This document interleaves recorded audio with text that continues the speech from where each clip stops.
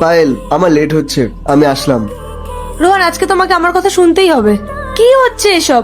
তুমি সকালে তাড়াতাড়ি অফিসের জন্য বেরিয়ে যাও, রাতে লেট করে আসো, আর রাতে লেট করে বাড়ি এসে সেই অফিসের কাজ নিয়ে পড়ে থাকো। তুমি আমার সাথে একটু বসে কথাও বলো না। তোমার মনে আছে রোহন, লাস্ট কবে আমরা একসাথে বসে খাওয়া দাওয়া করেছিলাম? তুমি আমাকে কেন সময় দাও না? কি হয়েছে তোমার? এই কথাগুলো তুমি আমাকে জিজ্ঞেস করছো পায়েল? ভুলে গেছো নাকি ওই দিনগুলো? রোহন, তুমি আমাকে ভালোবাসার জ্ঞান দিচ্ছ?